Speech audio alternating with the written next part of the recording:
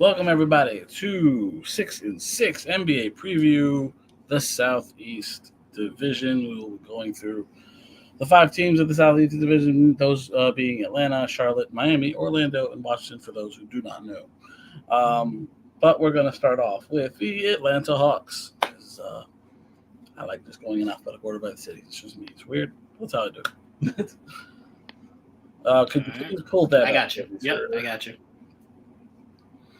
Anyway, here you go. So the Atlanta I'm Hawks. Didge, by the way. We got no introductions. Oh my bad, We guys. didn't. I'm Didge, y'all. How y'all doing? I wasn't gonna say nothing, Joel. I wasn't gonna say I nothing. don't care. That's what I meant to say. No, that's fine. I didn't think about the introduction. No, that's fair. I just wanted to, for if you're new here, hi. I just thought, could have been handled a little looser, but whatever. All right, my bad. Didge, Didge, and the asshole Juwaan. So now you know them. Sit here. I didn't say anything. Yeah, that's what you did. Anyway, so let's start from there. All right, so Southeast Division, for those of you that do like the NBA, are here for that. I'm gonna go again as we do every week and every show so far. These are my opinions. The projected starters are who I think will start. I have no idea if they actually will. We'll find out soon enough because training camp's already started. Actually, media day was recent, so let's start there. My projected starting lineup for this team is point guard Trae Young, shooting guard Bogdan Bogdanovic, Zachary Reese-Sachet will be the small forward, the rookie, first round pick. Jalen Johnson, the power forward, the surprise staying out from last year, honestly, and Clint Capella, the walking double-double. Now, they'll go back to their bench. I like Onyeka Okongwu, DeAndre Hunter, Garrison Matthews, Dyson Daniels, who they recently acquired, and Nance Jr., and David Roddy. You got some key losses here. DeJounte Murray being the biggest one, obviously losing him to New Orleans, or they traded him, I believe. So it wasn't working out, so I get it. Sadiq Bey, another big loss. Wes Matthews, who they somehow found minutes for all the time, and Bruno Fernando. Key additions, obviously the first-round pick, Zachary Reese-Sachet, Dyson Daniels, Larry Nance Jr., David Roddy, and Cody Zeller. I swear it's just a fill-in, but it is what it is. So this is what we got. What? You too, DJ asshole. Anyway, so yeah, here we go. So what do you guys think, guys? Just start with you. Ooh, this team wasn't good last year, and I think they took a step back. Nothing of their holes that they had last year, like their problem points, feel like they got better. Like, granted, they live and die with Trae Young, right? Like, if he's on fire or he's ice cold, I should say, they're ice cold. If he's mediocre, they're not really great. And they were what, 10th in the East last year? Probably about the same this year. Yeah, they missed out, obviously. Yeah, they were 37 and 45, 36, 46. Just about around that. I don't see that being much better. Like, this team they need to make a move. They have to be buying. Yeah, they were not the team that. What was it? 4 years ago? 3 years ago? I remember the team that took us out, the Knicks out in the first round. During the week here? That was 3 years ago because that was the year they went to the Eastern Conference Finals, right? Yeah. Yeah. Was that year? So just 3 or 4 years ago, basically, and they looked like they were a rising team, and obviously that they just kind of took a step back and never recovered. So. I mean, they have some picks they could play around with. I try to pull that up each time. So they got 2 first rounds. They got the Lakers and the Kings protected first round. We're projecting that the Kings should be pretty good, so they should get it. So that'll give them 2 extra. They don't have theirs, but they have their 27 and 28. Actually, that's the Pelicans 27. They have the 28 pick. So there's a couple first round picks in the coming years that they could give up. And while I don't think some of these players will be, game changers for them personally, they have some trade assets out there.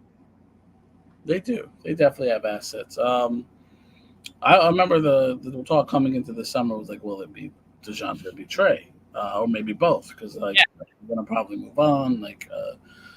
They're definitely in a rebuilding esque mode. Like, do you keep Trae Young? Jalen Johnson seems to be a piece they really like.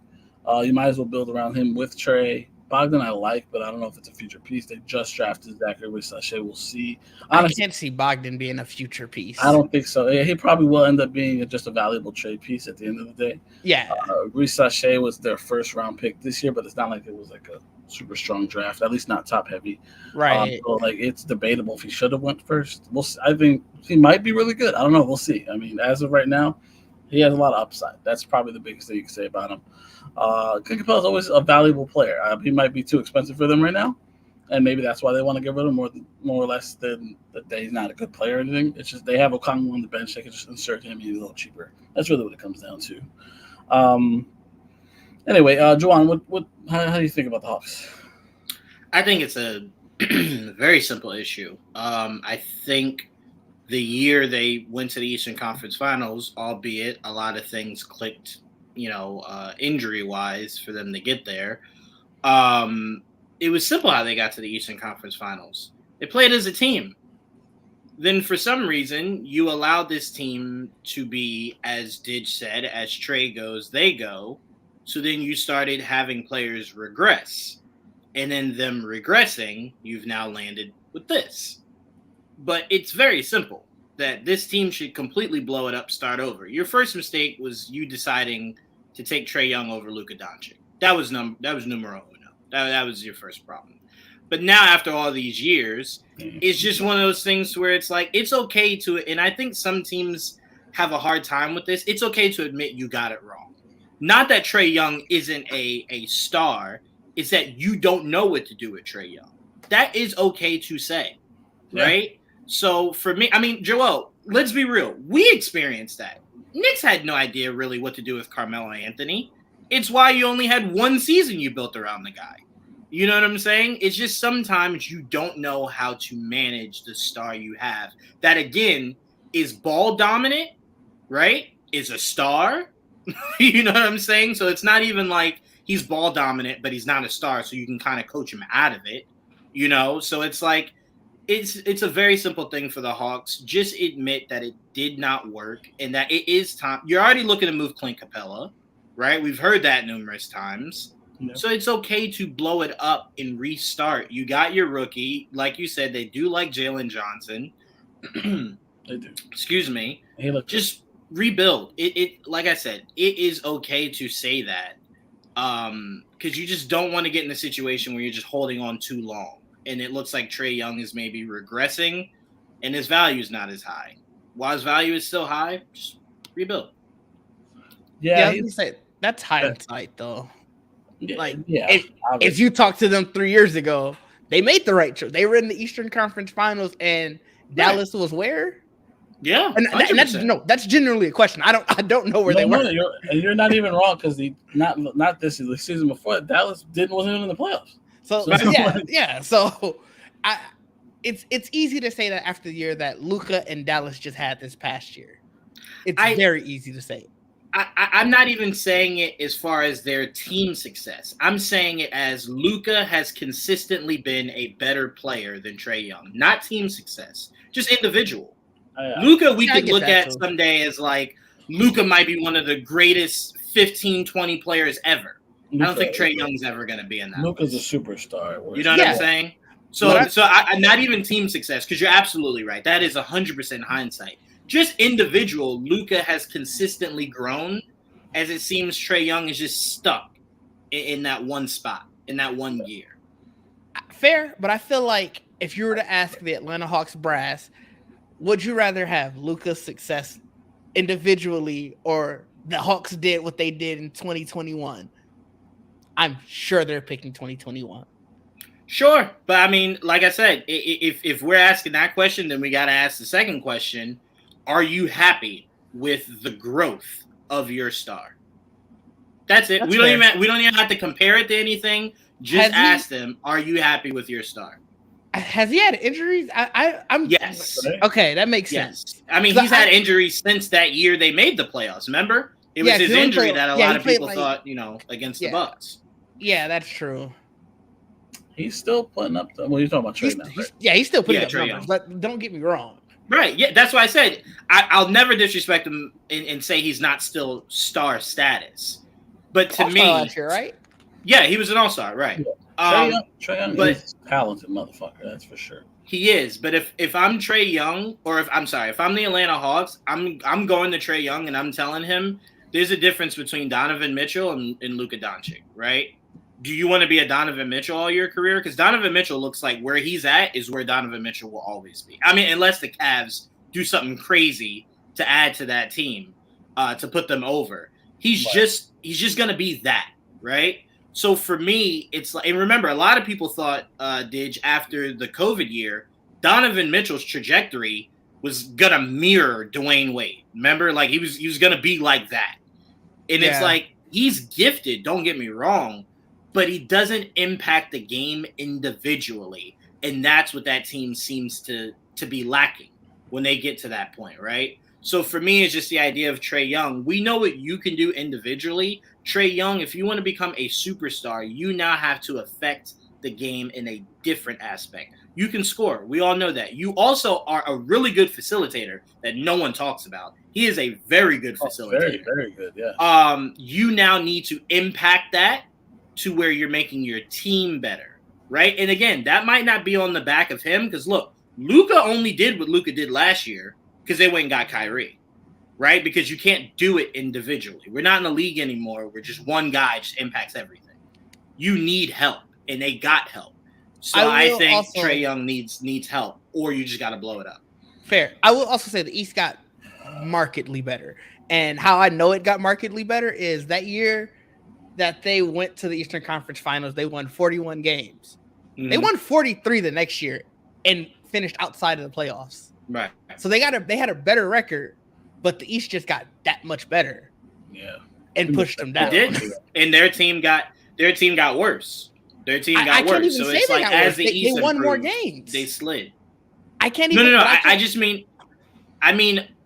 I mean impactfully. Like no one on that team necessarily got better, right? Like no one took a step further. Yes, they won more games, but you can argue Trey Young. It's the evolution of Trey Young. He kind of goes up and down, up and down.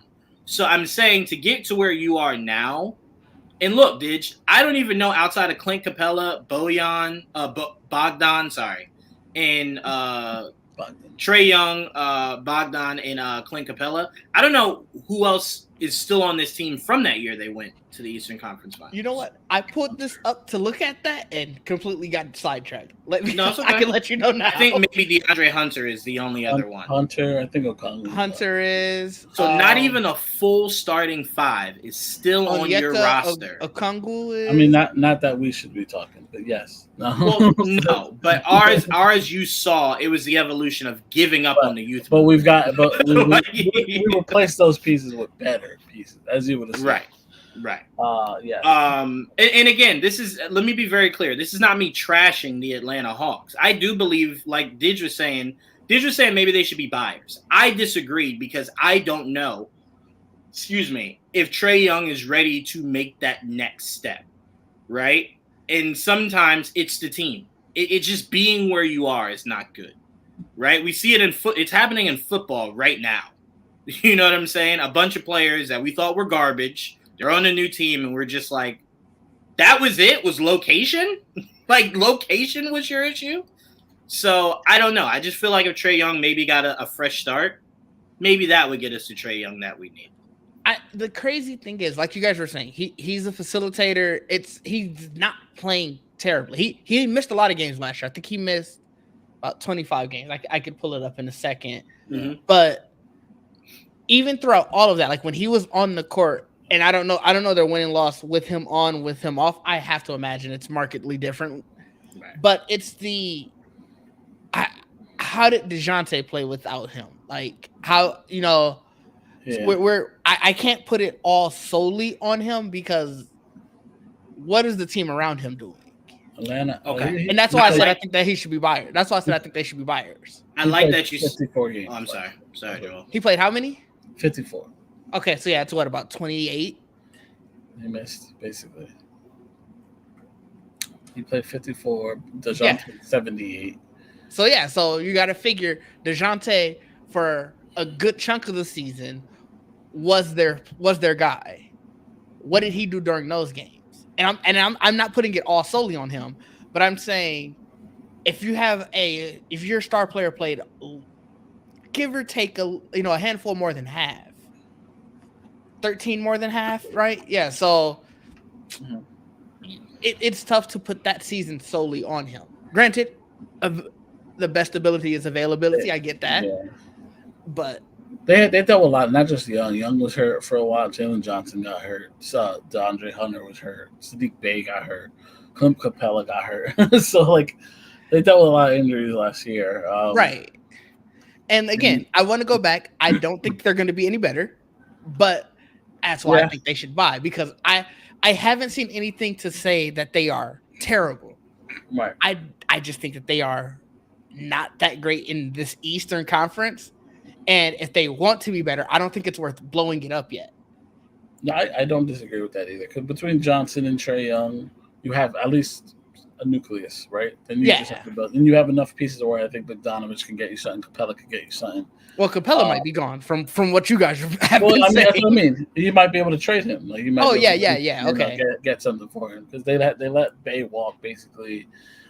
They could probably get something for Hunter too, who's coming off the bench for them. Like, so they could get, like you said, they could sell and like recoup with like maybe younger pieces or maybe a disgruntled star or something, and that might change their fortune, because Trae Young is a flawed star in a way that he's definitely a numbers guy. Like not unlike Luka, he is very much going to get his and not really defend a lot. That's where they probably have the similarities, but he's much smaller. It's much easier to expose in the paint as much as outside of it. You know what I mean? For sure. Juwaan, I feel like you heavily disagree the way that you are looking at the camera right now. Oh no! It's not. I got the Mets on in the back. Speaking of that game, let me tell you, when I was talking shit to you yesterday, I found out we played the Mets 5 minutes before I sent you that. I didn't know we played. Look. Neither one of us watch baseball. That was not the time for me to go crazy. Because neither one of us watch baseball, so it would have been fake either way. So no, I thought nothing of it, Didge. But like I told you, stand on it. I was gonna talk shit about it. Oh, we're down. Oh, that's crazy. Yeah, I'm still gonna talk shit. Don't worry. But no. That look was nothing to what you guys were saying. My only issue to what you guys were saying was, if I look at, and again, to go back to Luka, if I look at the Mavericks, right, and then I look at the Hawks, the reason why I think the Hawks should blow up is the Mavericks were average, right? And it took a Kyrie to make them above average and almost great, right? I don't know what that is for the Hawks this year, because they would have to be average to get to the trade deadline to then get above average and possibly great heading into the postseason. I don't, because the East is so strong. They are, in my opinion only, at best a play-in team, right? So for me, it's the idea of, are you going to then at that point feel like, okay, we're going to leverage all of our draft picks, some of our young guys to go get, I'm just throwing something out, Zach LaVine, right? And now is Zach LaVine enough to maybe surprise whoever the first two teams are? You know what I'm saying? So for me, it's just the idea of, if you don't do it now and something does not substantially become available, like remember, Kyrie, I think, went there in free agency. Yeah. So it's the idea of, is someone going to want to go pair up with Trae Young? Kyrie got traded there and then stayed. Oh, then stayed. Sorry, my apologies. Stayed because the money was good. I mean, my deepest apologies. I forgot. It was. I guess to that point, though, Dallas actually ends up being a perfect analogy for this. Dallas was 11th in the West the year before that happened. Before they went to the finals last year, they weren't even a play-in team. They did it on purpose. They tanked. They did tank. I get that. Because remember, they could have made the playoffs. They could have. And they chose not to. Right. They chose not to. So that's why I keep saying they're constantly average. They could have made the play-in, The play-in, sorry. But they could have had an opportunity to make the playoffs. They chose not to. Yeah. But either way, that's still putting them in that 6 to 10 range or 7 to 10 range, which is basically where Atlanta is. So that's actually a really good analogy. We'll see if they get that Kyrie trade that, Dallas got. The disgruntled star. Yeah. We'll see. And also remember that Kyrie trade was hilarious because it was supposed to be a punishment to Kyrie, right? And remember, they didn't really get all that much back for that trade. So I'm like, again, it could happen for the Atlanta Hawks and they could do something and then make a run. Absolutely. I'm just saying if you don't and you can't, how much longer do you ride with Trae Young before you have to just accept? It's time to move on. Like, that's why I respect the hell out of the Orlando Magic. Every time rubber meets road, them motherfuckers are sellers immediately. Think about it. Every single time. So for me, it's just like, I don't think you should ride it into the ground. I think you should do it while the stock is still high.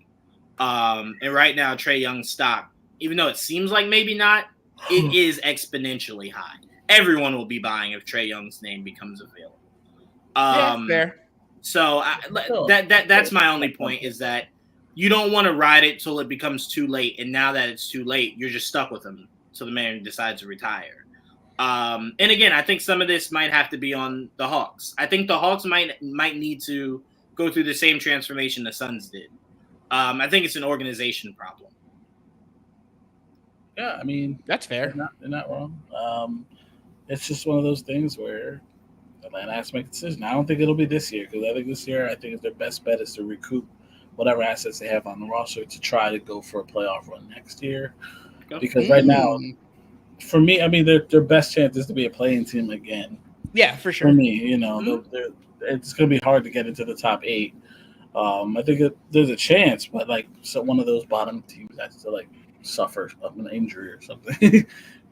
Not to say I just don't see how they'll be better than that. Might be wrong. We'll see. No, and that wasn't to the fact that you said that they wouldn't make the playoffs outright. They wouldn't be top 6. It was that you don't think that they would try to buy to get in this year. Yeah, I mean, I just don't know if they'll depend on what that piece is. I guess is really what it is for me because, like I said, they have pieces they could sell, and it depends on what they get back and how they're doing at the time. So it's possible, but I don't know what that piece is. That's where I stand. For me, in order to be a buyer, you have to believe there's tremendous upside in buying, right? So you've seen the top half of the East become incredibly better, right? Even the Orlando Magic has become better, right? So if you're the Hawks, you have to believe that if I'm buying, it's to something that puts me right in that conversation with teams like Orlando and the Cavs, like Miami, stuff like that. Exactly. So again, Didge, you are right because I can't say you're wrong till we get to trade deadline and they either make or don't make a move. Yeah, because I can't say you're wrong and then they go out and get LeBron and now it's like, well, shit, I spoke too soon. They went and got LeBron. Now that changes everything. So that does change everything. It solely depends on. But LeBron and Bronny. Right. Yeah, they got the bronze. Deal. So I guess, Didge, what I'll say is I think they should sell, but I am willing to hold out until the trade deadline and see if they make any moves. Because, I mean, it might be more so what Joel's saying. Maybe you do kind of just see what you can get out of your rookie and what you can get out of this team. And then in the offseason, you maybe decide to be big buyers, especially come around draft night. And then you just move from there. And then if you can't do anything with that, then maybe that's when you ultimately just blow everything up. You said what were their picks? Did you said you had it in front of you? Yeah, they got LA's first, no protections. Sacramento's it's 1 through 12 protection, so lottery protection. That's this year.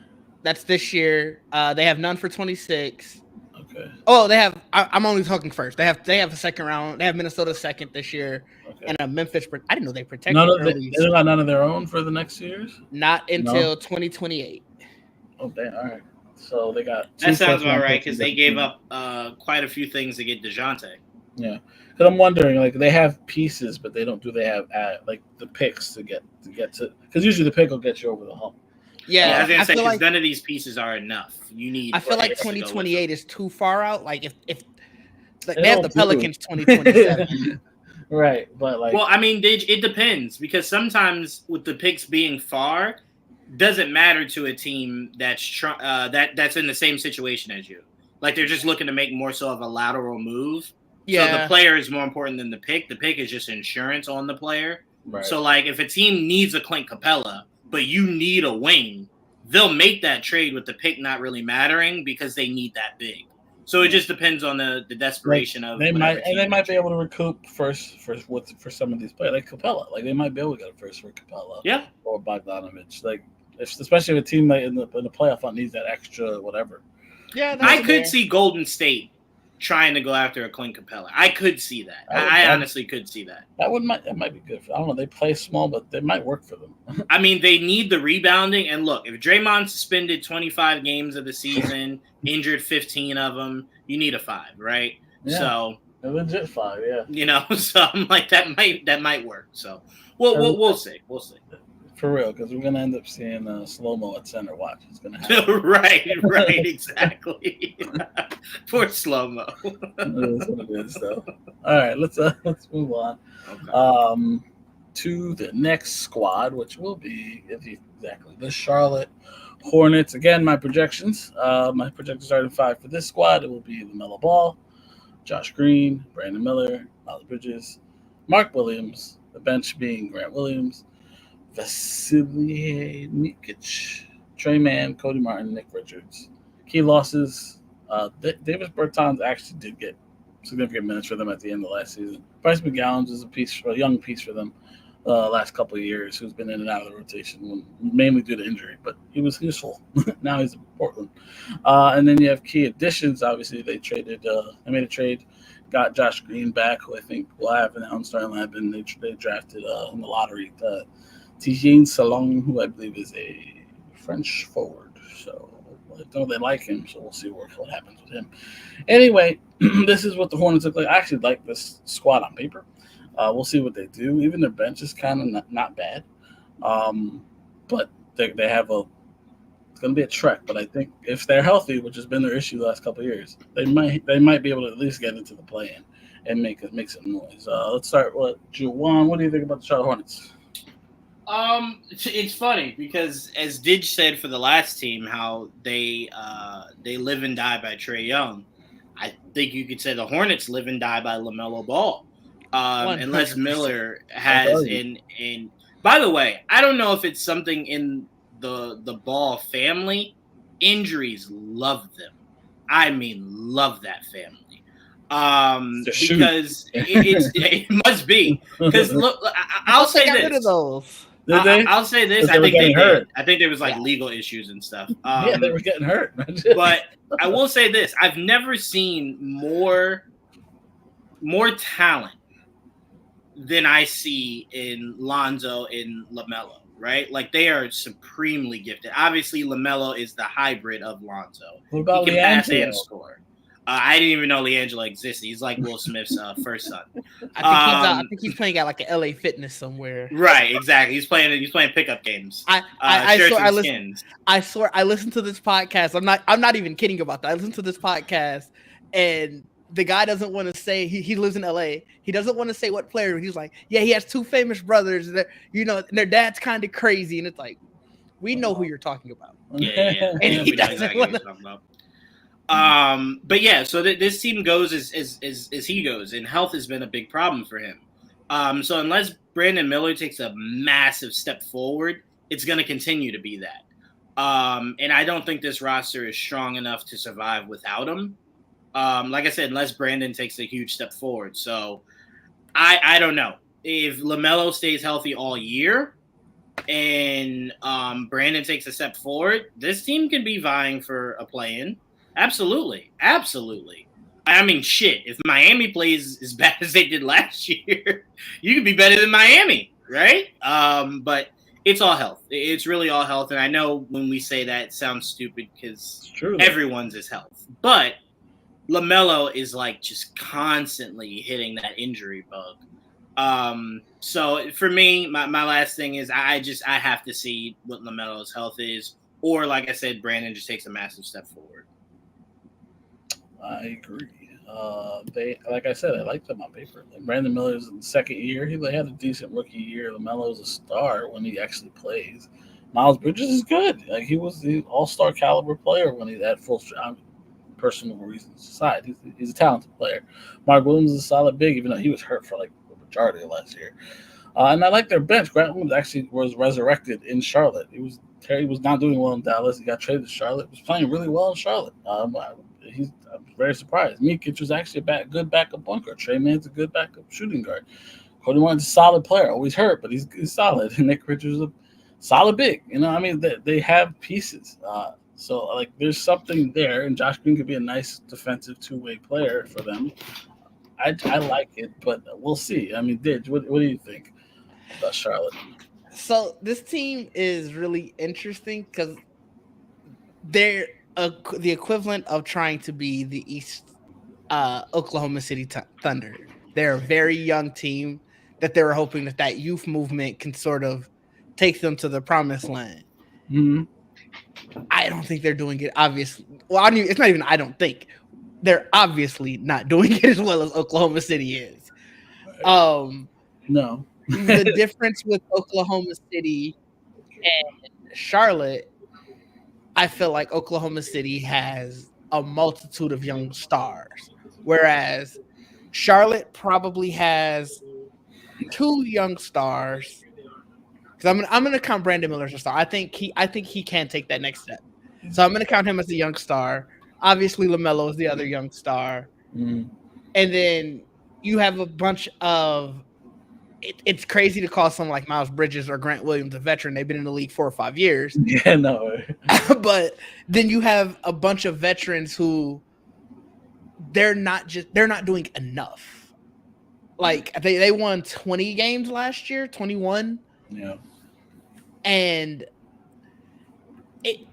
I get it. They were hurt a lot, like Juwaan said, they live and die with LaMelo. But even when LaMelo was there, it wasn't like they were shocking the world. No.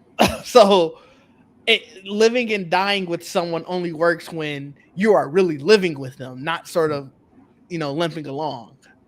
And it feels like that's sort of what Charlotte was doing, just limping along.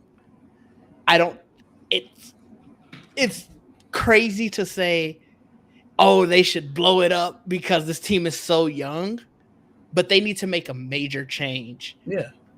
And I think that's where I'm at. I don't know what that change is, but they really do need to make a major change. Otherwise, they're going to be in that bottom tier of the East. It's probably a thing where they have enough young pieces that might attract another team, and they might be able to trade for a star from one of those. Yeah, to add youth, and they're gonna have to bring a star vet to put with their young stars of LaMelo, Brandon Miller, to complete that trifecta, and that's when they'll maybe make a leap, because right now they're very young, and their young stars are good enough to get. They're valuable pieces. Like you can get something for Grant Williams, Mikic, Trey Mann.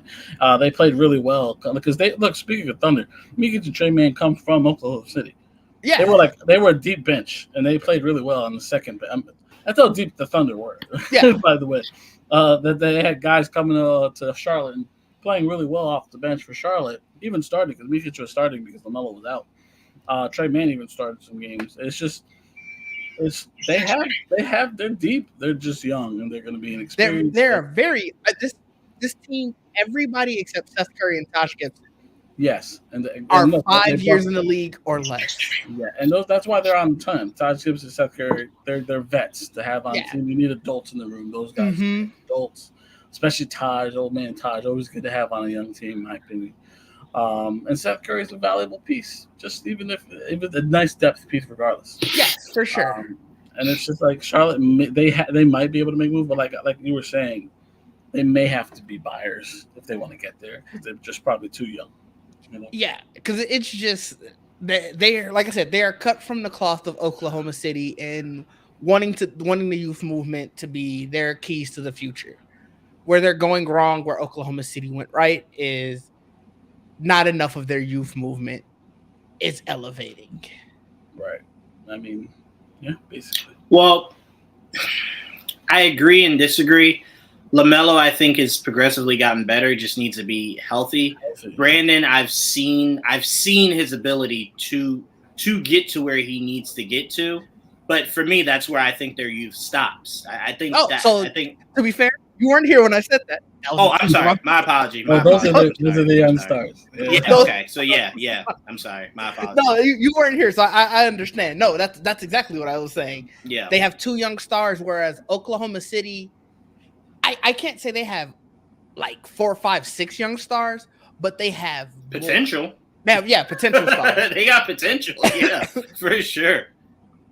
For sure. So I mean, yeah, I'll tell you this.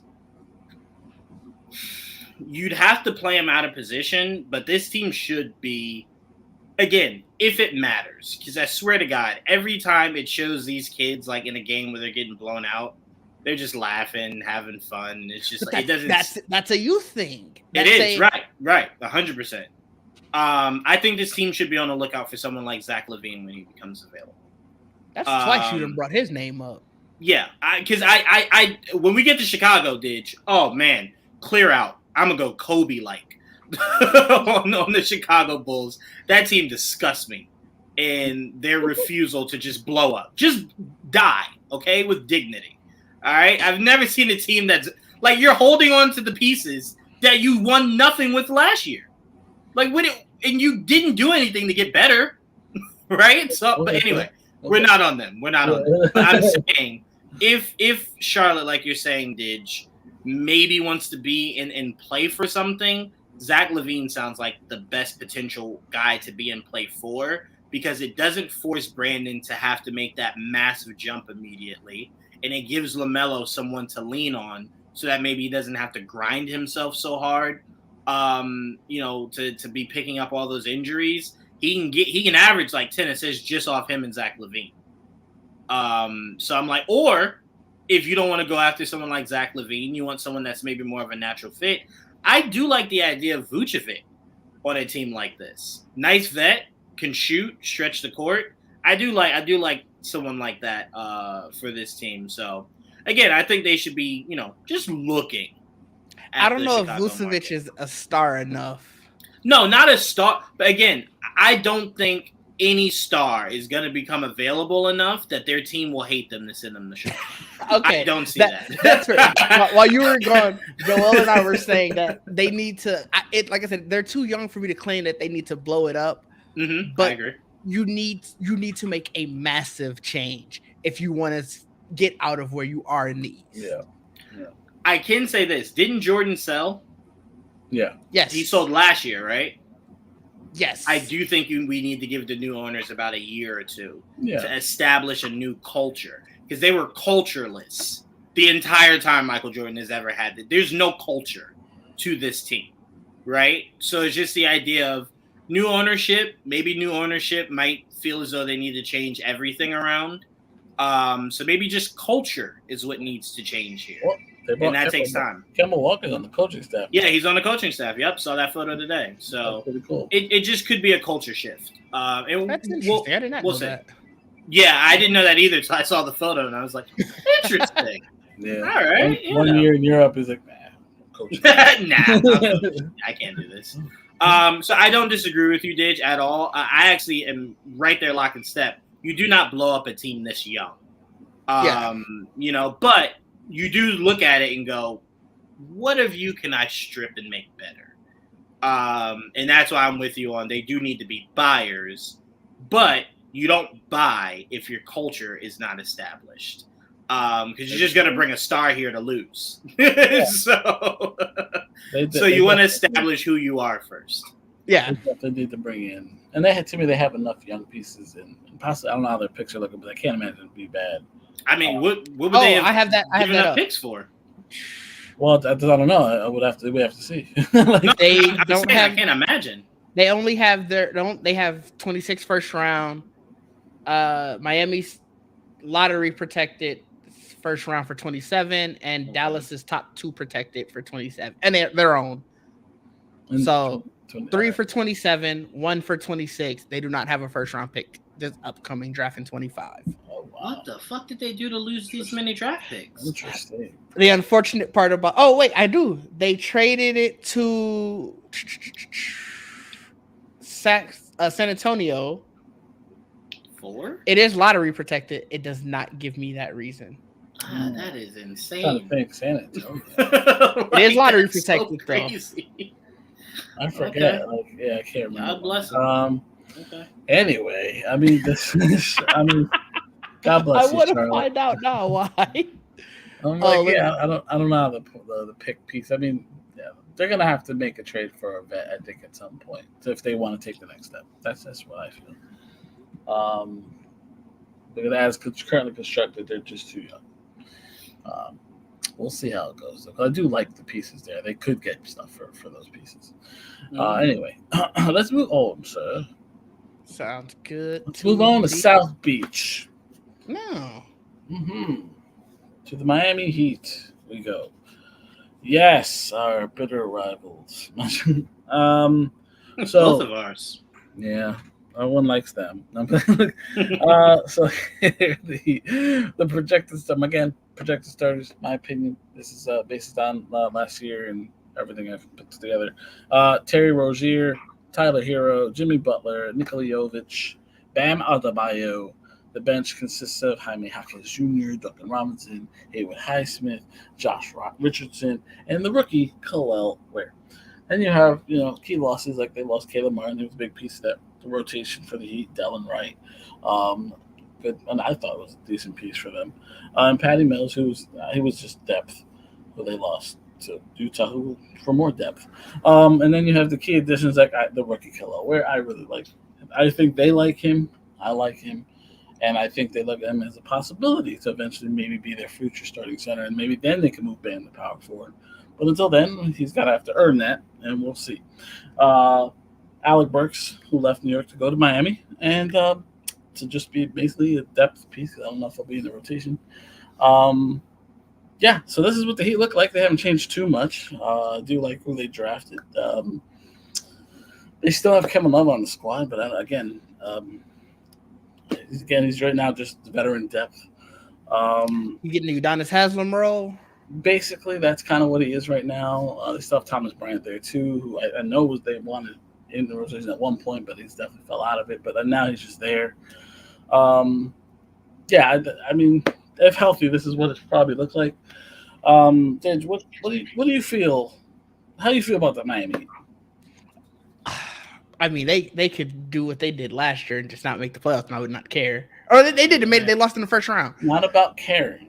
I know. I just wanted to put that out there. But note about your projected starters. Did you see the Tyler Hero stuff? He seems to believe he might not be a starter this year.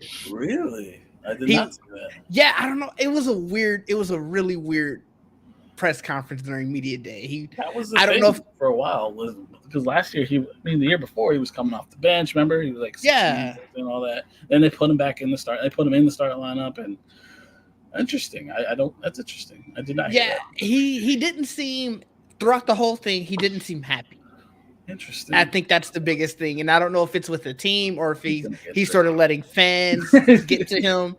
But it's something to keep note of throughout the year. True.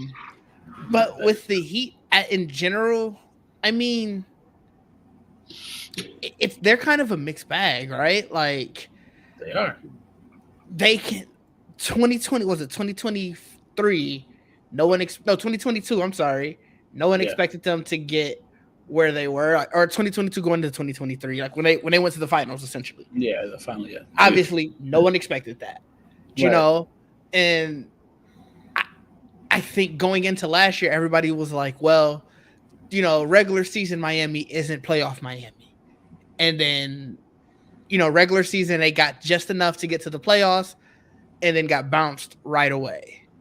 Like they only won the one game. And granted, Jimmy was hurt. He didn't play a lot of that series, if any, if I remember correctly. Right. No. Yeah. So that definitely hurt them. But again, they're such a mixed bag that I don't know how to call them. They kind of just walk along until it's time to get serious. Yeah. And sometimes more than anything. Yeah. He kind of takes it easy until he needs to, and then he turns it on. Unfortunately, when it was time to turn it on, he got hurt, and that cost his team. Right. And they couldn't obviously do it without him at the end.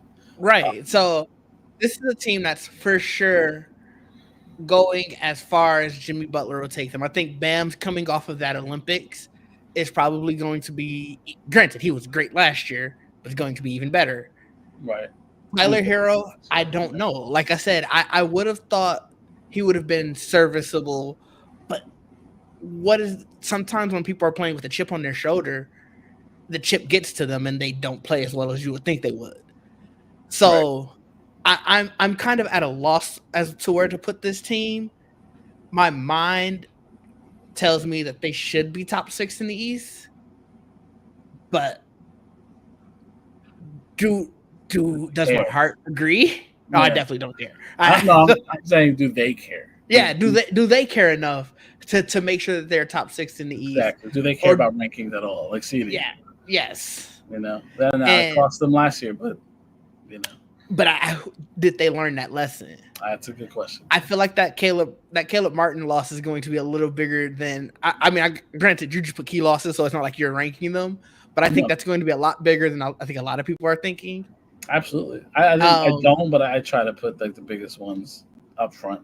Okay, that makes sense. I think that's huge. He was a starter for them. So. He was, and I think that's huge. But if Jaime Jaquez can like take a next step, maybe it takes some of the heat off that. But yeah, maybe. I'm gonna go cautiously. I know we haven't picked seeding for anybody in the East yet, and probably because the first 2 teams we picked, we don't think they're gonna really be seed worthy. Right. I'm gonna say 6 seed. Okay. I mean that's I think they do. I think they care just enough to not be in the play-in again, because I feel like being in the play-in and getting bounced was what I think they realized that kind of doomed us, that play-in game. Who knocked them out? You remember? Because I know they won the first one. Oh, it's Boston, right? Yeah. Oh, no, they lost to the champions, so it can't be that bad. Yeah, but still, I feel like they came in very confident because I think they beat Boston in 23 in the Eastern Conference Finals. Yeah. Mm-hmm. So they came in very confident that they could beat Boston. Obviously, losing Jimmy hurt a lot, but I think that extra game of the play-in, I feel like in their locker room, they're probably thinking, if we didn't have that extra play-in game, extra 2 because they were the 8th seed, so extra 2 play-in games. Yeah, we probably don't have that early of an exit. So I'm gonna go if they care enough to, like I said, get just outside of the play-in. Probably not any higher. They stole one game, right? They stole one. No, remember, Joel? It was the game where they said Miami had a record for threes or some shit, and we were like, "What the fuck? What are the Celtics about to fuck this up?" Yeah, and then next game, they were out. If I'm not mistaken, it was game 2 because I think it was like tied 1-1. Yeah, it was one of those. You know what it was, guys? It was one of those pride games. You know, one of those games where like they're saying we're gonna get swept without Jim. Right. Let's show them. And it's like gentleman sweep to me is the same thing as a sweep, but however you guys like it, you're home, so whatever. But yeah, that was that like Didge said, that game 2 where they just shot the fucking lights out, bro. I think Haslam took a 3. That's how many threes they're making at that point. Haslam was like, let me get on this. Off the bench. Did Jimmy get hurt in one of the play-in games? Because I know he. Yeah, in the very last play-in game. So even more so why I think they played just enough to get out of that. Yeah. Sure did. Juwaan, what do you feel? How do you feel about that? Well, Jaime, is that his name? Jaime, yeah. Yeah, he can go fuck himself forever. Ever, and forever. Fuck that guy. Anyway, taking personal out of it, this team only has one problem, and it's the problem they will continue to have, so they decide they're going to fix it. They don't have a fucking point guard. That's their only problem. They don't have a point guard. It's the constant problem they keep running into. They need a point guard. They need a proper point guard. I thought it was the weirdest thing they had no interest in Chris Paul. I thought it was the weirdest thing. I'm like, well, why not? Like, why not go get yourself a traditional – it's the only thing you're missing. Terry Rozier will always shoot the ball first, ask questions later. I don't even. How many assists did he average last year? It has to be like 3, 4. No, more. It was more than that. Yeah, it had to be a rec league. No, I mean NBA. Not when he was playing with his friends, Joel. Or not when you played 2K. How many was it? He averaged 4.6, almost 5. Okay. They need better facilities. And that was in Miami. I'm pretty sure he was averaging more in Charlotte because he was starting in Charlotte. That might make more sense in Charlotte more so than Miami. But Miami's problem is they play too much ISO ball. Play way too much ISO ball. They don't properly utilize the spacing that they have. So for me, their two biggest issues is they need a traditional point guard that can slow the game down. And they need to figure out what, like, I don't know if maybe the basketball gods said you can't have 2 white shooters. So it took the powers of both Duncan Robinson and Tyler Hero, but they got to figure something out, bro. Because remember, there was a point where they were like, we might trade Tyler or we might trade Duncan, and kept them both. And there were points where Duncan was shooting way better than Tyler Hero. So we're very close. Last year, Tyler Hero shot 39.6 from 3, and Duncan Robinson 39.5. That's too insane. That's too insane. Because then you have to say to yourself, well, then if Tyler Hero scores more, shouldn't he be our 6th man? Right? And shouldn't Duncan just be in the like? It's so confusing with those two players because they're the purest definition of a shooter. When they're hot, they're on. When they're off, they're essentially useless, right? So, and it's not like Tyler Hero plays a lick of defense. So, excuse me, it's not like he affects the ball on the other side when he's not scoring. So for me, I'm sorry. Go ahead, Joel. No, it's just, he handles the ball a lot better than Duncan Robinson. Yes, that's fair for sure. Duncan Robinson is more so your catch and shooter. Because Tyler Hero, Tyler can create more space. Yeah, he's a better passer. And better passer, yeah. Yeah. So I think that's their two biggest problems. Didge, would you have him around 6? Yeah, I said 6 8. Yeah. I agree with you. Yeah, maybe. I can't see. I don't think it's not that they don't have the talent to be higher, because I do think that they have the talent to be 5 for maybe that's max. The way Miami plays, they, like Joel was saying, they just kind of don't care. And but the only difference they are too South Beach. They relax. Yeah, too much. To me, I always think their problem. The problem with that I've always had was, it's not that the players, right, are so much better than whoever they play against. It's the fact that Eric Spoelstra can probably outcoach anybody in the NBA. And it's always Eric Spoelstra can always figure out a way to overcome whatever it is, right? So it's always the coaching aspect of it. But at some point, it will come down to you have to have better players than the person you're playing against. It's 7 games. You got to kind of just have the better players, right? It's why when they played Boston last time, as opposed to playing Boston this time, and again, I know no Jimmy Butler. I completely get it. But they just throughout the season, you know what? Let's skip that, the playoffs. Throughout the season, they didn't look great. And now, if you want to give Jimmy Butler the regular season pass, sure. I can't give the rest of them a regular season pass. You're not Jimmy Butler. So for me, I just think they need a point guard, traditional point guard, to slow the game down for them. And I think they just need to figure out, you got to move either Duncan or Tyler this year. One of them has to go. And you have to figure something else to better fit your bench or your starting lineup. You don't think their trade stock kind of took a hurt last year? No, because I do believe that if Tyler Hero's name became available, some team will believe they can get the best out of Tyler Hero. I agree with that. I think so. So, and he's a shooter, Didge. So anytime you got a shooter, you always take the good with the bad, right? No, and the bad fair. being they will fall off a cliff. Good being is, do I have Steph Curry's brother? Like, you know what I'm saying? So it's like you always just with the shooter, it's hard to gauge. But we all, I think all 3 of us know how talented Tyler Hero is when he's on. I think he's just starting to lose his way in Miami. I think it's a culture that's just maybe not meant for him. I think they're very rough and rugged, and he seems like he's the kind of player that needs to be like his ego needs to be massaged, and they don't do that there. They don't. I mean, Jimmy won't let them do that there. So Yeah, I think maybe it's a culture change Tyler Hero needs, and I think maybe you grant it to him. So who knows? And I know Didge is gonna say I'm sick of you saying this. Who knows? Maybe you ship Tyler Hero's ass to Chicago. Hey man, Chicago gonna trade Zach LaVine for the whole league before the end of this. I can neither confirm nor deny how many times I've put Zach's name in the trade calculator to see what works best. But whatever. But yeah, so I think their problems are easily fixable. But I think the East has gotten too good that you can keep saying it doesn't matter where we finish, we're good against anyone, because they very likely could beat Boston or lose to Orlando. That's how good I think the East is getting. So I just don't think that's a game you want to continue to play. If you can get in and preserve yourself, just get in. Don't test that.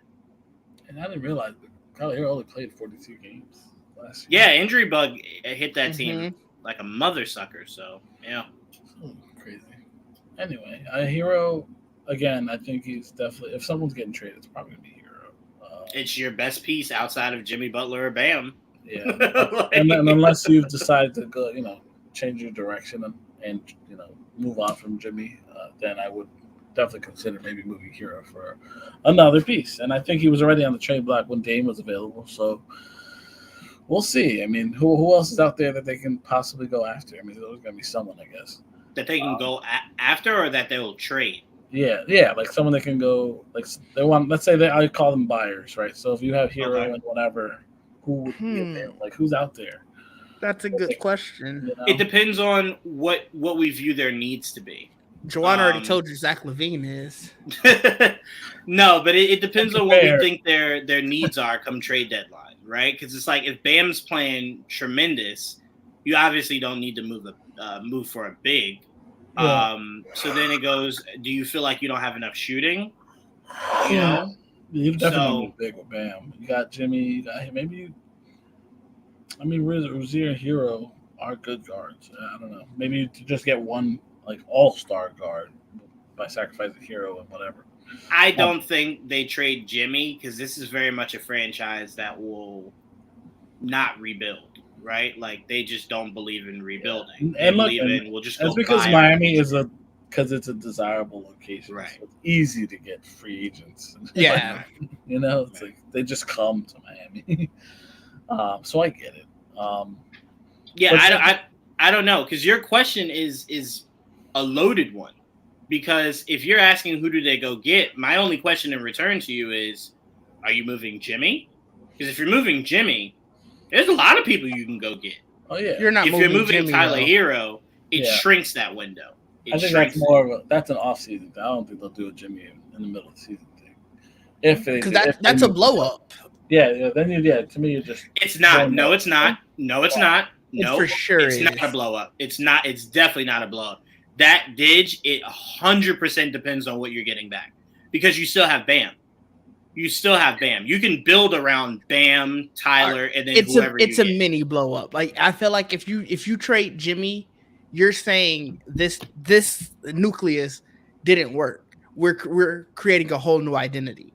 And when you say you're creating a whole new identity, feel like you're kind of blowing up what you are. Yes. Okay. Oh, you're saying identity wise. I'll give you that. I thought you meant blow up like rebuild. I'm like, no, you're not rebuilding. Like Joel said, they don't. The Heat don't rebuild. They just kind of retool. Yeah, and it's crazy.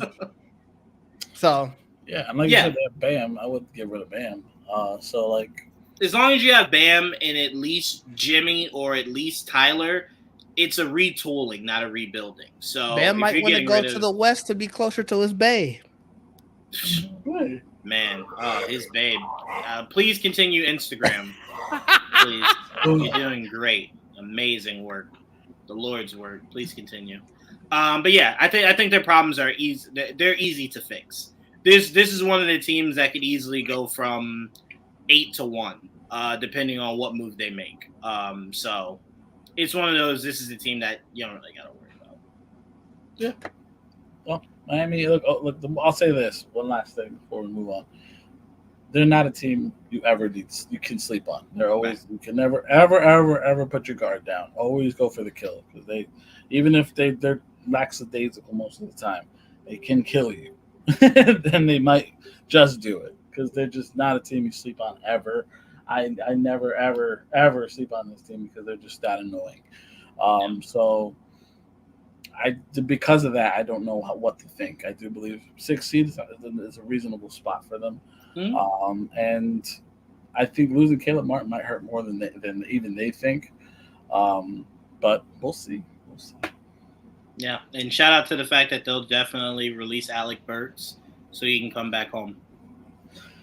I don't think that's gonna happen. Yeah, I don't know what's gonna happen. Alec Burks. I mean, again, good depth because they always need a little bit. Some of that guard rotation always gets hurt somewhat. So he'll find a spot somewhere in there. Just remember, he'll come home. We'll see. I don't know. Again, I don't think that will happen. I don't think he needs to. He needs to come home. Yeah, he had his chance. So he did, right? Fuck that guy. you can't do that in the span of a same sentence. Go, he'll come home, but fuck that guy. Like that doesn't work. Yeah, Joel reminded me. We did because we tried to get him back this year, and he was like, "Nah, I'm good." And we're like, "All right, yeah, bet. Fuck you then." Miami, it is. I'm like, okay, cool, stay there. The enemy. All right, bet. Stand on it, homeboy. It is what it is. That he had a good time here when he was with us, so that is what it is. Let's move on though, Didge, to the next team in Florida. Oh God! Oh no, Orlando's cool. Yeah, what'd you say? Oh God, for? Because I forgot that Orlando we hadn't talked about yet, and I just immediately remember that the Wizards are coming at some point. Yeah, gonna end up in a tragedy. But anyway, Orlando. Anyway, the Orlando Magic projected starters. Oh shit, my projected starters at the very least. Are Jalen Suggs, who stranglehold the point guard's position last year, took over and kept it. Good for him. Contavious Caldwell-Pope, the new acquisition, Franz Wagner, Paulo Banchero, and Wendell Carter Jr., with the bench consisting of Cole Anthony, Gary Harris, Mo Wagner, Jonathan Isaac, who apparently will be training to play more center this year, and Caleb was a solid wing. At least for them, he has been. Key losses: Markelle Fultz, who's been somewhat of a disappointment so far in his career. Joe Ingles, who was just a solid bet for them, and Jomo Kike, who's been with them for a couple years and been in and out of the rotation. Key additions: Contavious Caldwell-Pope. I think that was actually a pretty big acquisition considering he's a nice vet glue guy, 3-and-D guy. And Corey Joseph, another solid backup point guard, and Tristan Da Silva looks like a decent rookie. We'll see. Has upside. Anyway, Orlando Magic are, speaking of young, but they're like this young team that with firepower, because Paulo Banchero actually turned out to be way better than I even expected. Because I know coming out of college there was high expectations for him, but I remember watching him in college and not thinking he'd be as good as he actually is. Maybe because he was just used differently there. But Banchero has actually been really good, and a big part of why Orlando's as good as they've been. Franz Wagner has also been very good for them. As a solid, he's big, long wing, can handle the ball. Not the best shooter, but he can do basically everything else. Jalen Suggs, like I said, point guard has really been one of those carousels for them. They haven't really found the answer till last year, where Jalen kind of took over because he's really been one of the better defensive guards in the league, and I think that's really what gave him the chance to be the starting point guard over really where he was playing more shooting guard next to either Cole Anthony or Markelle. And they brought in KCP. KCP's another solid 3-and-D guy. Has been great for Denver since he's been there. Won a championship there, and with the Lakers. So the guy knows how to be what he is, 3-and-D wing. And I think it's a great addition for Orlando. And I think center is probably their biggest hole. Wendell's solid big. Mo's a solid big. And they also have Batatse, who they didn't list here, but that's another guy that they kind of alternate. Mostly Wendell gets to start. That'll probably something they need to look at upgrading in the future. But Orlando's a solid squad. Again, their biggest acquisition being KCP, I think was actually made them, in my opinion, made them a little bit better this year. But again, I think they're definitely a playoff team. At the very least, just better. They'll be playing because I think they'll end up being 8th or 7th or whatever. But at the end of the day, I still think they're good, and they might need a little bit more to take that next step. But they're definitely in the right direction. Didge, how do you feel about Orlando? I'm actually going to disagree with you about being a play-in team. I think they get straight in. I think they're right around that 5th, 6th. I know they were 5th last year. You think they'll be better? All right, so you think they'll be better than 7th? Yes, I think 5th, 6th. I just counted out the top 5 teams, and I think they could be better than the Pacers. Yeah, I do too. Fuck the Pacers. That's the whole thing. I mean, I think the Pacers are still really good, but okay. That's fine. Fuck them. I mean, they tied last year. It was them, Sixers, Magic. Preach it, Didge. But no, I think they could because I'm really high on Paolo. I think that he is a phenomenal player, and he got better as the year went on last year. I was looking at his splits for the in terms of the season as it went on, and he scored the most during the months of December and January, which kind of makes sense. That's sort of the middle of the season. You're heavily in your stride. You're probably doing your biggest playoff push because you figure by the time you get towards the end of the season, if you're in the playoff hunt, you're kind of waffling of, I need to stay healthy for the playoffs, but I also need to make sure we don't fall too far for the playoffs. So he went his hardest there, but that's only in scoring. All of his other numbers got better as the season went on. And so I think that was his second year. So just 2 years now under his belt, getting some playoff experience. I think the addition of KCP, everybody else on his team sort of maturing a little bit more, because I know I talked about Charlotte feeling like they wanted to be the Oklahoma City of the East. Orlando's right along there with them. Other than if we're going that youth movement again, other than I think KCP and Gary Harris, who I don't know how many minutes you're assuming that he'll get, but other than that, everybody on their team has played either 6 or less years. So they're all still very, very young. Yeah. Their core is nowhere near hitting their prime. So it's I think they saw what Oklahoma City did in the West, and I feel like they have no reason to not believe we can be that in the East. Now, will they have as meteoric a rise as OKC did last year? Only time will tell. I don't think it's out of the realm of questions, though. I'm really high on where Orlando could go. Okay. I don't necessarily disagree with you. I just have them I don't know. I think Indiana might be slightly better, but again, it was very close this year. I think they're just slightly better now this year. And then Indiana more or less will be healthier. So that's I don't see a team in this division, though, that's better than them. And I think doesn't that guarantee you in have to division? Be? Yeah. I guess their only competition really is Miami. And again, they're very much a maybe. And that's the thing. Like Miami, yes, could be. You're right. But Miami is so much a maybe that I can't outright give it to them. And if I'm not mistaken, if you win your division, you automatically are at least top 3, right? Yeah. No, top 4. I think if the second place in the division, if they're a better record than you, they might still can get 3. But you're automatically guaranteed a top 4, if I'm not mistaken.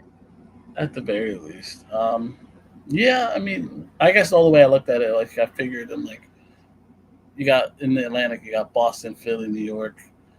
In the Central, you got Milwaukee, Indiana, Cleveland, and it's then you got Miami, Orlando. I'm just saying. I'm just throwing out names of the teams that will compete with Orlando. Yeah, fair. Cleveland, Miami, Indiana. That's why I'm not disagreeing. They're just right in the middle anyway. Yeah. Yeah, I wholeheartedly agree with Didge. I look at the Pacers and Cavs is not having a player that I'd take over Paolo Banchero, especially in his year 2. I think he's going to have a major rise, and I think he's gonna be what I always maybe had hoped Jabari Parker would have been, which is baby Carmelo Anthony. Paolo is that guy. Again, shout out to Jabari. That was mostly injuries, but Paolo is definitely that guy. He's that guy for sure. I love this roster. I think the only reason they lost to the Cavaliers was because of inexperience. That was the only reason. The only reason. And they took them to 7. And there's a lot of people that thought maybe the Cavs struggled too much against the Magic. So I think the Magic can use that experience and grow from it. I'm taking the Magic to have a better record than Cleveland and the Pacers for sure. And now it makes me look at the Miami differently, Didge. We were just saying we had them at 6. I could see Orlando at 5. I could see Pacers at 6. I could see Cavs at 7. And then Miami at 8. So that's how I'm going with that lower half, that lower tier ending. So I got Magic at 5. So I'm very high on them. Also, Didge, I'm completely with you. I think Pope not only gives them the proper shooting, but he gives them a veteran that's been there, done that. And I think he's definitely going to help this team take a step forward big time. So I'm going top 5 for the Orlando Magic. I'm definitely going top 5. They can be a top 5 seed. And then rounding it out with Pacers, Cavs, and Miami. And I think Pacers, Cavs, Miami are interchangeable. I think if you told me Miami was 6 and Pacers were 8, I'd believe you. So, Cavs, Magic, Pacers, Sixers, Heat. Look, they're basically the same record. The Heat were just one loss worse than all 3 of those teams. Right. Because obviously they sleptwalked through most of it. I will say I don't put much stock into last year's standings only because you look at Maxey, he's going to have a meteoric rise this year. Well, right? No, they'll be higher. Well, no. But I'm just saying I think a lot of those teams that were kind of jumbled together, there'll be a lot more spacing just between those specific teams. And they'll have a lot more freedom to kind of expand as far as Orlando to making it into the top 5. Like, we're not doing Central today. But Cleveland legit did nothing. Right, that's what I'm saying. I think they believe that they have what it takes. They just need those players to get better. I believe they can't get better because there's 2 guards that are stunting the growth of everybody else. So for me, that's why I say I'm not as high on them. They've shown they're very fluky, so I'm not that high on them. They are what they are. Right now they're middle of the road. That's kind of where they're at. Anyway, Orlando has a high upside, especially if the young guys keep getting better. I just expect a better year. Not sure that's for Paolo, but for Franz. And like I said, to me, their biggest hole is center. I just would like to see more from that position, but we'll see. Maybe they go out and get somebody if it's not working out like they want. I know they want Jonathan Isaac to play more center, so he's been bulking up, but he's also been injury prone. So it's like, if he can stay healthy, maybe that's the case. We'll see. Okay, Magic. Good. Well, let's move on, Didge, to the your favorite team, the Washington Magic. Sorry, Washington Wizards. I was gonna say, what? That's wild, dog. I guess because Wizards do Magic, I just put those 2 together. Yeah, it makes sense. It's just crazy how we just went from Magic to Wizards. Just got some type of synchronicity there. Washington Wizards. Here we go. To DC we go. Anyway, let's do this. My projected starters, as I say all the time, is what I think, not exactly what might happen, especially with this team. It might look very different when it's all said and done.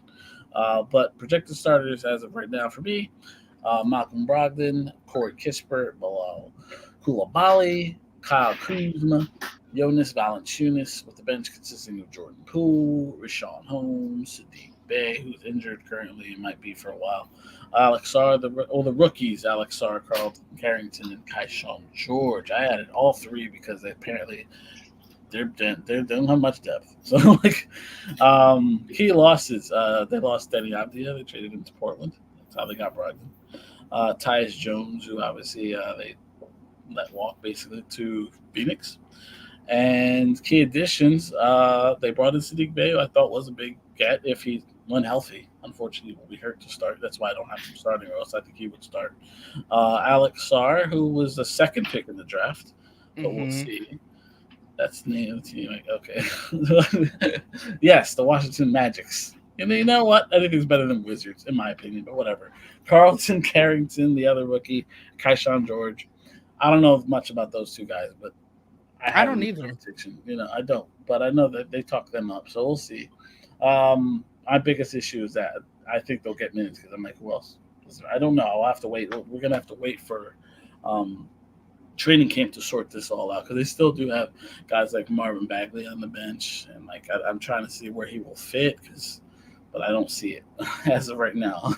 Don't see him getting rotational minutes unless he beats out somebody like a rookie like Sarr. But I'm sorry, you're the second pick of the draft. How are you getting beat by anybody? I almost started him, but I'm like, he did not look good in the summer league. So I'm just going to put Jonas and Kyles to start. We could go from there. And Jordan Poole, I made the decision to keep him on the bench. That's what happened last year. They still have the same coach. So I figured Jordan Poole will just end up being the sixth man. That might change. He might change his mind. He may be Jordan Poole or will actually start this year again. But I like Kispert starting and Jordan Poole being that because the bench is so weak as it is. I think they could use him. He could be the man on the bench. Anyway, that's Washington. Don't look good, but at the same time, they have some bright spots. They have some pieces I like, but they're very like a hodgepodge, weird vet rookie mix that just doesn't look like it'll work. But we'll see how it plays out. Anyway, Juwaan, what do you think of the Washington Wizards? Well, it'll be very short, and we can get right on out of here. Enjoy the lottery. I think Cayenne's going to be awesome. If they maybe want to see what Cayenne's hitting on, that's really all I got. There's just no hope for this franchise, and there hasn't been since the day John Wall hit the Dougie coming out of the tunnel. So I don't really know. You fumbled John Wall and Bradley Beal. It seems like you're helping fumble the bag on Kyle Kuzma and Jordan Poole. Valanciunas, I really like. I like him a lot. I don't know why he chose to waste time, but money is good, I guess. That's what it is, money. So I don't know. Unless you're telling me Brogdon can become an all-star, I don't really know what. Big. It's not I don't really know what your expectations could be. Look, you know what? I'll put my NBA hat on. At best, this team can fight Miami for number 8. At worst, call up Carmelo and ask him, is Kion good with Washington? It's not that far from Baltimore, where you grew up. I remember, it's a lottery. It's no promises here. It's none, but hey, something could be in a lottery for you. Something's got to be better than what you got. So, and just because you have the worst records, doesn't mean you will be the best or get that first pick. It doesn't. We have learned that the hard way. But yeah, it's not. It is what it is. This team, they're kind of in the middle of rebuilding. That's what they're doing. Didge, what? I know you couldn't wait, so I'm very curious. What do you think of the Washington Wizards? First, I'm gonna break their hearts a little bit if they were thinking they can get Cayenne next year. He is still in high school. He has to at least go to college 1 year before he can do that. So he would not be there next year. I'm pretty sure they will try to lose next year. So. Yeah, there you go, Dish. They'll be there eventually. They are. The one thing they have lucky because I don't see that they're at best is 11th seed. I don't think they have any chance at even playing. And they're lucky that their first round pick next year would have went to you guys if they don't get it within 1 to 10. They are lucky that they are probably going to be within 1 to 10. That's our last first round pick we could trade. Is that one pick? They're like, don't. They suck, and they might end up. Like Juwaan said, I don't see any hopes for them. I'm sad my man Malcolm Brogdon had to go here. Jordan Poole, you kind of did it to yourself. But I'm sad you gotta be there. I'm sad Kyle Kuzma gotta be there. But it's just I don't know this team in Detroit, man. This team in Detroit. Might be more upside. I was about to say there's way more upside in Detroit than the Washington. Yes. Well, did we watch the same Detroit team last year? No. Listen to what we're saying. There's a higher chance Detroit could have a better season than Washington, I believe, is at 0%, with the ability to go from 0 to just 0 again, right? I think those go in the circle. Detroit has the ability to get better, is what I'm trying. I believe that roster is better than this roster, which is wild, knowing that Kyle Kuzma plays on this team. Both of these teams could win less than 20 games again.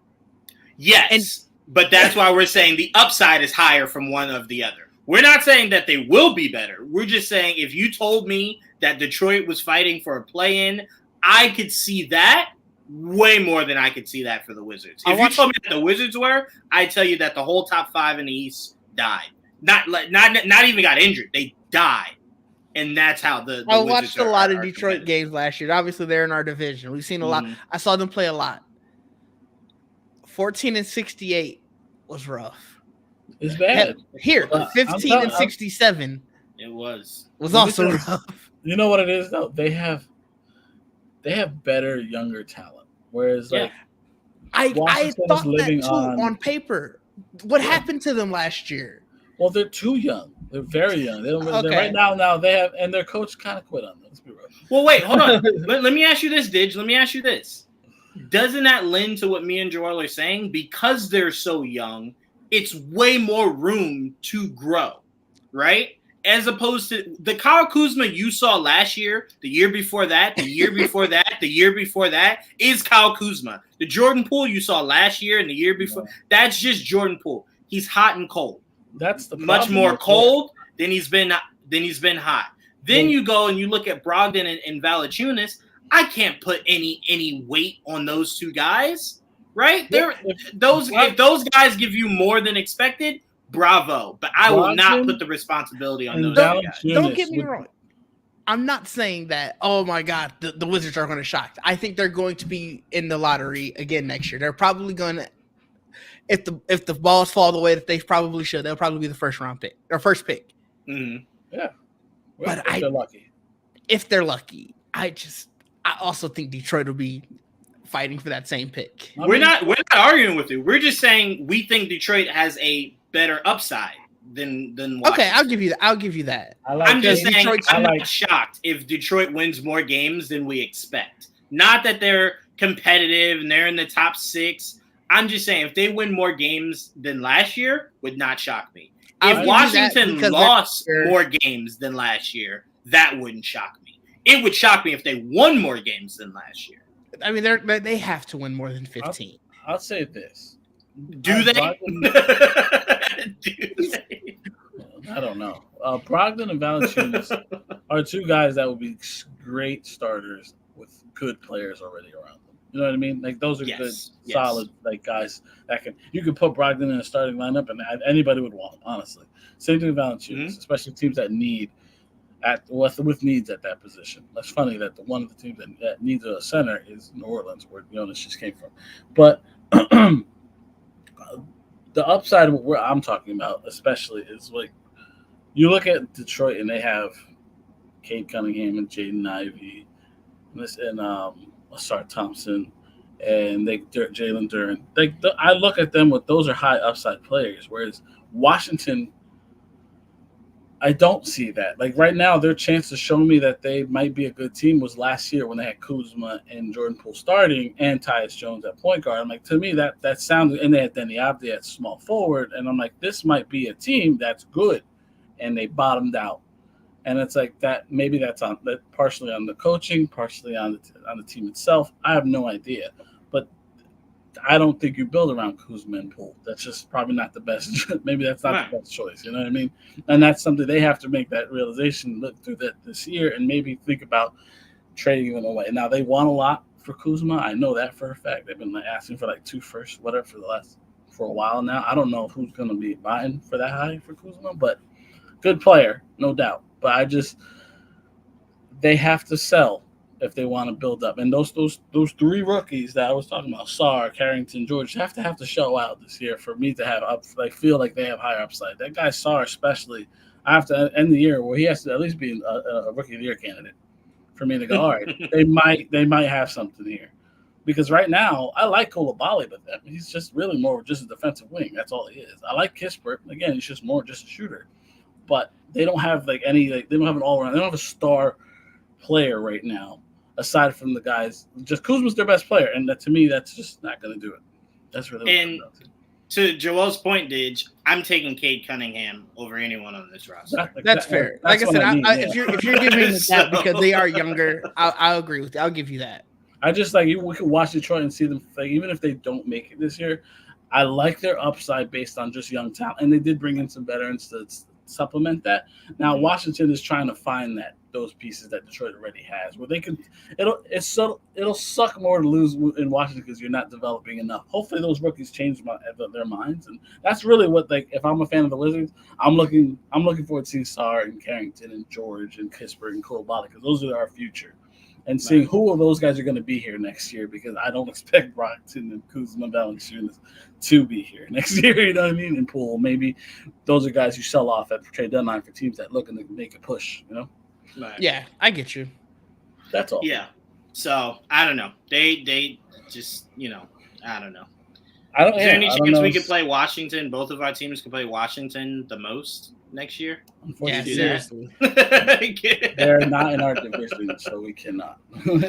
I'm cool playing them 30 times at 80. I'll take it. Yeah, at 80 something. Yeah. That's all for Charlotte, Atlanta, Orlando, Miami to fight over. Yeah, like I said, I figured we were going to keep this short. There's just not much hope to breathe into this organization. I mean, we said everything that there is to say. I mean, yeah, I don't know any Wizards fans to have their perspective. I do think how the league got in the way of Phoenix. I think they need to do that for this team because it's just bad, bro. It's just bad. It's really bad. They're so bad. It just gets you we got to do expansion or something, bro. It's happening. It's happening. I truly believe expansion will be happening. I'm just not sure when. Because it'll start to force some of these horrible teams to get better, right? It's you can't have. Let's say Seattle comes in the next 5 years, right? Seattle comes and they can make that team good. I'm not talking championship, but just good in their first year. You're gonna start to look at teams like this, like Charlotte, bro, what are y'all doing, bro? This is first year they're good. Y'all have just been middle of the road or garbage for forever. Yeah, I think the NBA should definitely step in and just help. Just help, bro. I don't know. Yeah, I don't disagree. So, I mean, here's what it is, Washington. We said what we said. We mean what we mean. We'll see. I mean, DC, that is what it is. I think we're done for today. I think the Southeast, we got everything we wanted to say out of that. We'll be looking forward to doing the Central Division next week. Let me get my background ready for that then. I'll get it early. As we will probably have Didge speaking on behalf of the Milwaukee Bucks, and we'll try to get Mike on. Maybe he wants to talk some Bucks too. Should be fun. But that's the Southeast so far. Again, thank you guys. Did you guys want to plug in? Did you want to plug in before we go? No, follow me at Didge_DEE in all places. I'm still on my road through Diablo. It looks like I might finish it out this week. I might stream after I watch Agatha tonight. Nice. I'm already in Act 5, Nice. Yeah, so got a couple hours in. I think hopefully we'll see how much I feel like streaming tonight. Hopefully I can finish it tonight, but if not, usually I stream on Saturdays, and that'll definitely be the finale then. And then I gotta figure out what my next game will be. What class are you playing with? Crap, what is it called? Druid? Yes. Yeah. You have a specific style, or you just it's wind and thunder, hurricanes and thunder, and then I got my wolves running with me. Gotcha. All right, cool. I just started a Druid one before I stopped playing, actually. But I'll get back to it, especially now with the expansion coming soon. Yeah, in the expansion, your mount can be a tiger or a jaguar. Jaguar, yeah, it's fucking and sick. So I'm not gonna lie, that almost sold me in and of itself. I was like, damn, I might have to get this. Yeah, it's pretty cool. I was like, "Oh, this is dope! I can't wait to play it. I love Diablo. I have a soft spot in my heart. DJV, you thought wrong. You see the background. You see what it is. Yeah, DJV. He's a diehard Nick fan. Underneath it all. Oh, DJV plays Diablo too. I will have the Bucks championship app on next week. You guys don't have a championship recently. You can get a throwback one. I mean, hey, anyway, vintage is in. Anyway, you can get that 70s championship hat. Anyway, vintage is in. We may or may not be on tomorrow, guys. I'll see. I'll see. But I might be streaming this weekend because Mephisto's coming to Fortnite. So I might be Yep, he's gonna be an NPC. Apparently, busy mofo that guy. So I'll probably be streaming this weekend playing Fortnite. So stay tuned for that on our Twitch account. You guys, Unhealthy Unstable. It's in the link. You guys can check it out. But outside of that, that's all we got for you guys this week. Huge shout out to Didge for joining us as always. Huge shout out to Joel for hosting this thing and putting this thing together. Huge shout out to the Bucks for just being there. Yeah, or next week, not this week. No, but just we shout out them anyway.